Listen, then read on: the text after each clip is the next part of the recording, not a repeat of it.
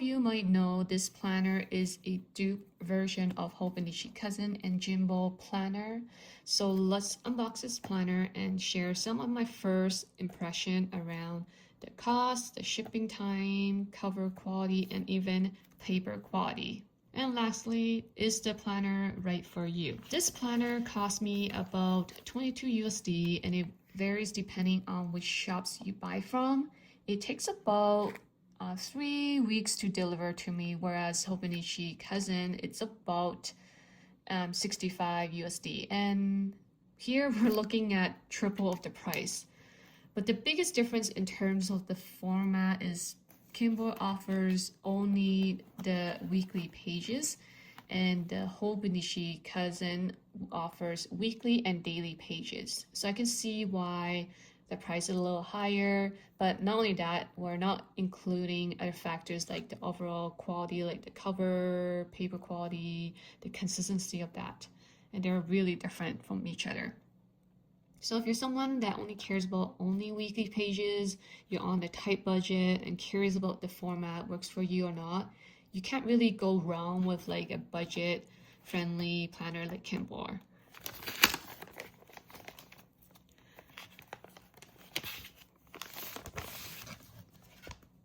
It does come with a calendar, which I have shown in the previous video. It's like this one here, and it has a preview on how you can use it. You can check out my previous video, kind of show you more in depth of this booklet that they provide.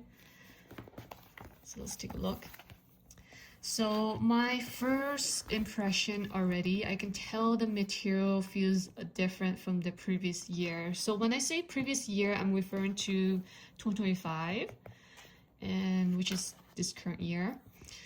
So the material, you can already see that it overhangs, which does bother me. The material don't feel as sturdy compared to the previous version. So you can see there is like a little bit indentation already, very similar to the weeks that I showed in the previous video, which is by the same brand, Kinbor.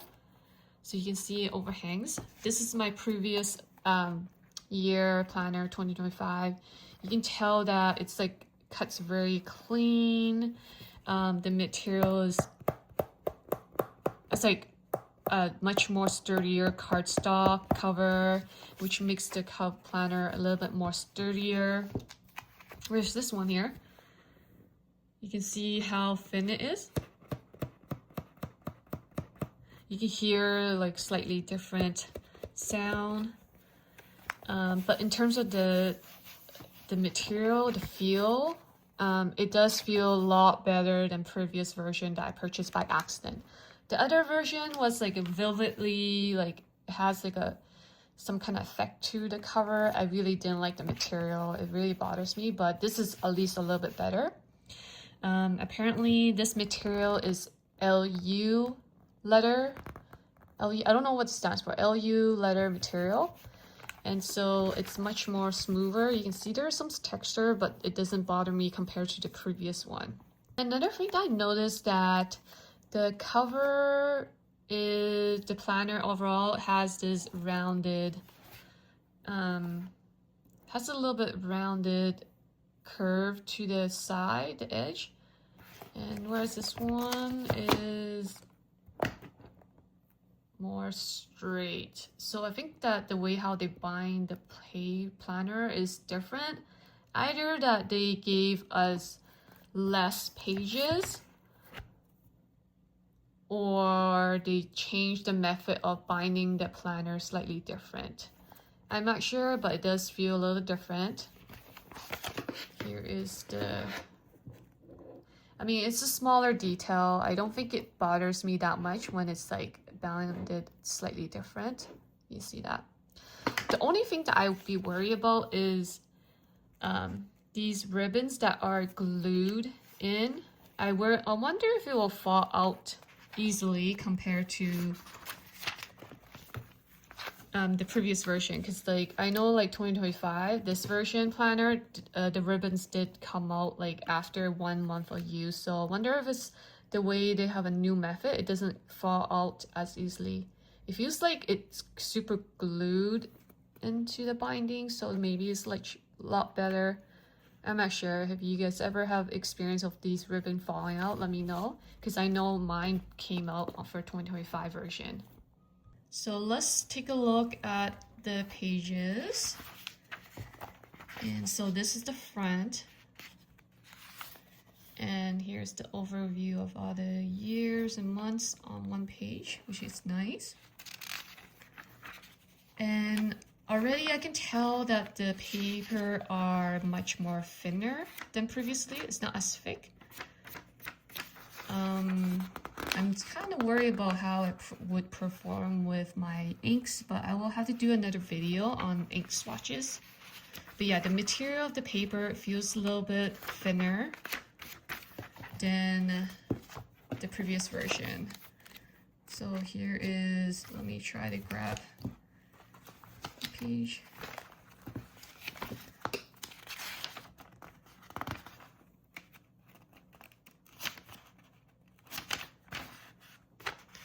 It's like, I think it's slightly thicker by like 0.01 milliliter or something like that.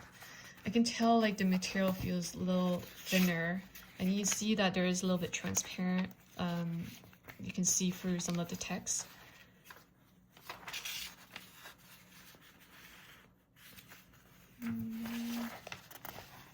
Just by a little bit.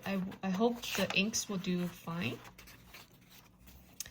Yeah, so this is the first view, and then you get until like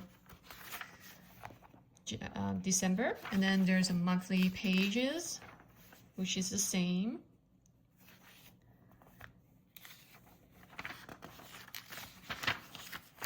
And then you get all the way to December, of course, and then here is the weekly.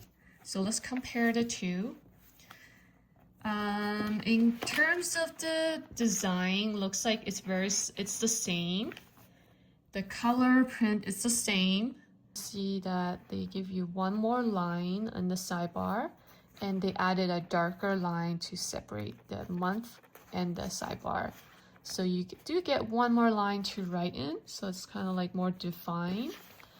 But honestly, I prefer there's no line drawn there, so it's kind of give a subtle look to it. But after adding it, it gives like a more defined section. But I don't think it really bothers me when I'm planning at all.